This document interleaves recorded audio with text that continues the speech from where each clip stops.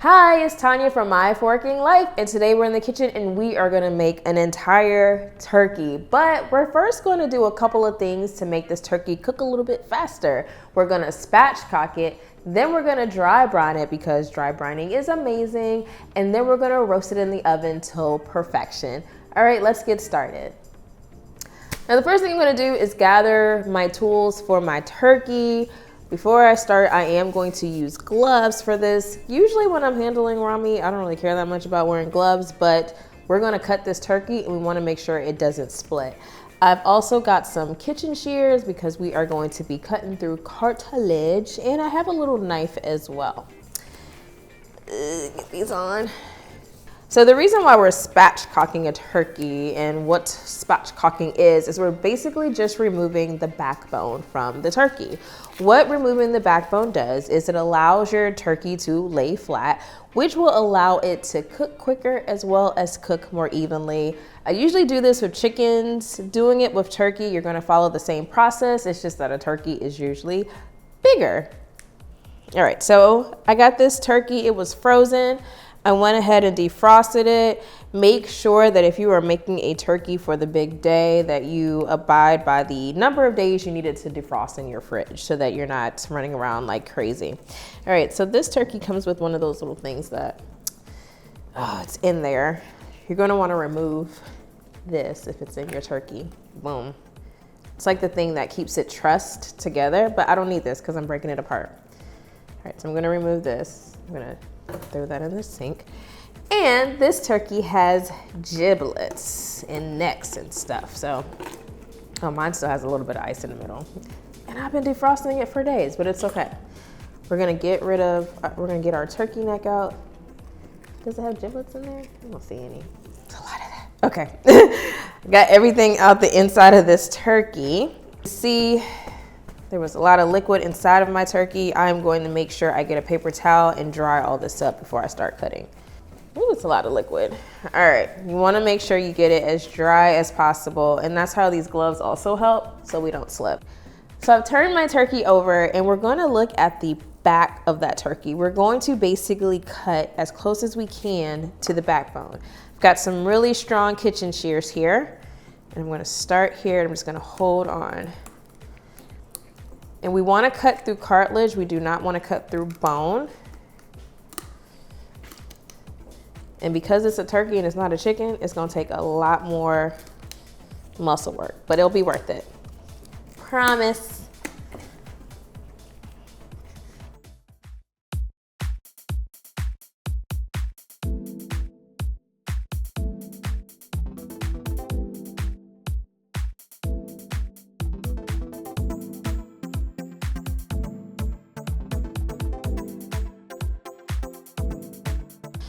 All right, so I've got this bone that is peculiar. Stop where I hurt myself.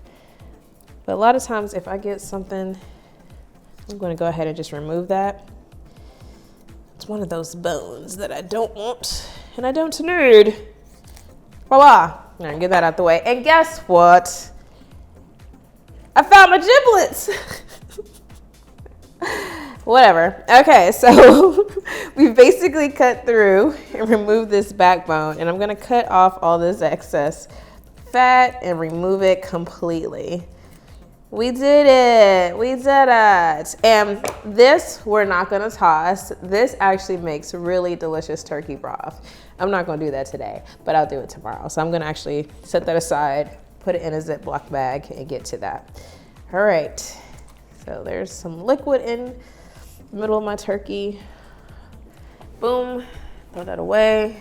All right, so before I flip this turkey and lay it flat, one thing I like to do is I like to get like a little bit of a knife and kind of give this a little bit of a head start because we're gonna lay it flat. But a lot of times when I try to just turn it over and lay it flat, it doesn't work for me.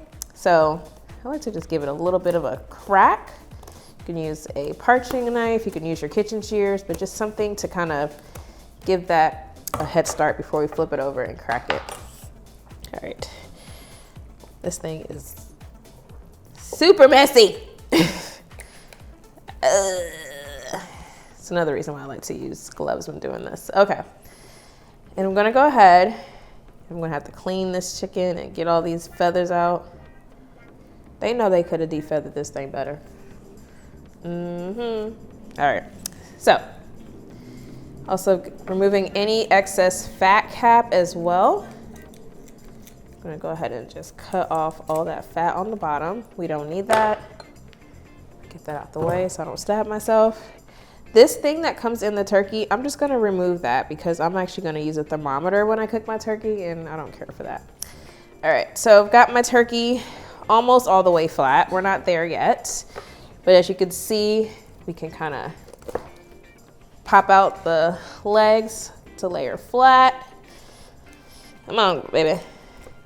We're gonna go ahead and press her.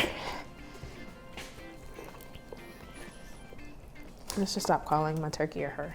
But yeah, and that's that. Now, you could stop here. I'm actually gonna remove the wing tips because I'm not gonna eat that. And it kind of gets on my nerves, so I'm gonna go ahead and just cut that off as well. I throw away the fat. But the bone, anything with the bone, so like how these turkey tips have a bone in them, there's gelatin and flavor and whatever. All that jazz. All that jazz music. All right. This is very time intensive. Yes, it is, but I tell you it's worth it. I promise. It's because it's a big old turkey. This is a 15-pound turkey, y'all. Whew. I think that's pretty big. All right. We have spatchcocked her. Yay! All right, let's move on. So now that we've got all that muscle work done and we have spatchcocked our turkey, now we're going to dry brine it. Now the purpose of dry brining a turkey is, well, it's a brine. You're using dry ingredients. And what it does is it keeps that turkey nice and moist, but it also allows that skin to get nice and crispy. And so one of the main ingredients you need in a dry brine is salt. I'm using kosher salt. I'm also using oil because I'm gonna rub it in oil and I'm gonna mix all that together.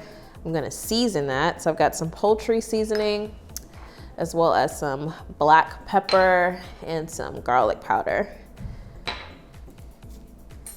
And all these ingredients are over on the blog. I like to make a nice little paste before I rub it over my meat. It smells really good. All right. And before I actually rub this all over this turkey, I am going to move it to a large baking sheet. This is going to be the baking sheet that I store it in my fridge in, as well as the baking sheet that I use to bake this when I bake this tomorrow. Yes, I'm going to actually let my turkey dry brine for 24 hours. So I'm going to use this large baking sheet. Go ahead and take my turkey and place it. But before I actually do that, I'm gonna dry it some more because this thing is wet. Because the key to a really delicious, nicely golden turkey is to make sure it is dry. And that's kind of what the dry brine is gonna do. It's gonna also draw out any excess moisture. So I'm gonna go ahead and lay this flat here. And this is a really large baking sheet to make sure that that turkey can fit on it since I've spatchcocked it. All right. So I'm gonna take my mixture and I'm gonna rub it not only on the outside of the bird, but I am going to go under the skin as well because we want it seasoned through and through. So I'm just gonna gently lift the skin and put a little bit up under there. And note that you could use whatever flavors you want in your dry brine. If you just want just regular salt and pepper, do that. If you wanna do like a Cajun flair to it and add some Cajun seasoning, you can do that. I really like my turkey to taste like the herbs of a good poultry seasoning and garlic because I love garlic. But the main component that you want to make sure is in it is definitely your salt. And you can of course put some on this side, but I'm not eating that side, so it doesn't really matter as much. It's easier to get to the breast if you come from the top. Get it all over, look at you. Look at like all these little spots that are trying to hide from the seasoning. It's annoying. Like, you know you want to be seasoned. Stop hiding from me. All right. I think I got it all. Alrighty. So I'm going to put this in the fridge uncovered for 24 hours. Maybe I might cook it earlier because I got stuff to do, but at least 4 hours if you want to dry brine your turkey. Okay, get all this off. All right, I'm gonna go ahead and put this in the fridge and disinfect this entire kitchen. All right, I'll be back tomorrow. Oh, it's heavy, it's heavy. Hey, so I am back and it is the next day. My turkey has been chilling in the fridge for a little bit less than 24 hours, but I'm so excited to see what it looks like out the fridge the next day. All right, let's go get it. So as you can see, our turkey has released a lot of liquid and we are gonna, dry that up. But I did want to go ahead and get it out, and I am going to preheat my oven. I want my turkey to sit out for about 30 to 45 minutes to try to knock some of that chill off before I put it in the oven. Now we are going to roast this turkey on 2 different temperatures. First, we're going to start this turkey at 450 degrees Fahrenheit. So that's what I'm going to preheat my oven to. What that's going to do is that's going to give that turkey that nice golden brown color, and that's why we start at a higher temp. After about 20 minutes, we lower that temp to 325 degrees, and that's the way we make sure that that turkey and that turkey meat doesn't overcook. All right, so let's go ahead and preheat our oven. Bake. Starts. All right, so our oven has preheated, and I'm gonna go ahead and pat this bird dry a little bit. Don't want to pat it too much. I still want that seasoning to stay on it. I'm just gonna pat some of this extra moisture off of it, make it a little bit dry, and discard that.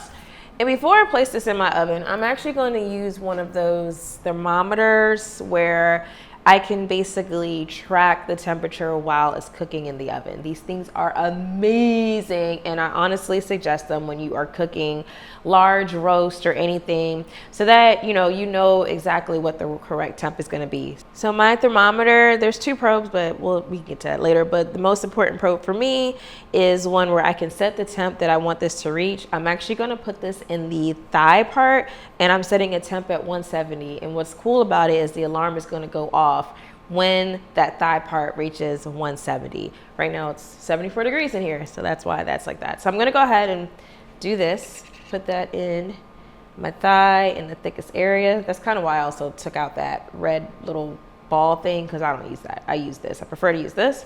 And I'm going to go ahead and put this in my oven. Again, we are starting at 450 to get it a nice brown color. That's what I get for doing too much. And stick her in this thigh. There we go. And look, I can put this, you see? You can do, I love it. I love it.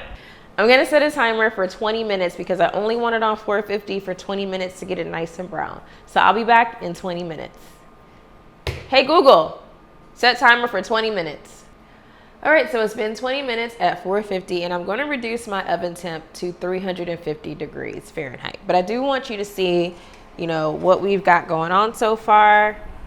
So it's not completely golden brown. We don't need it to, but we did get enough of that, enough brownness so that it will be perfectly brown at the end. I don't know. Anyways, reducing the temp. Okay, so my alarm just went off to let me know that my turkey has reached temp. I'm gonna see if I can cut that off because that's annoying. All right, so let's go ahead and look at our turkey. Oh, she's so pretty. She's a beaut. I gotta stop giving my meats genders, but all right. And this took legit an hour and 40 minutes to make a 15-pound turkey. Game changer. We did that. We made a whole turkey kind of quickly. Something like that. Anyways, I'm gonna let this rest for about 20 minutes because you don't want to carve into a turkey while it's super duper hot.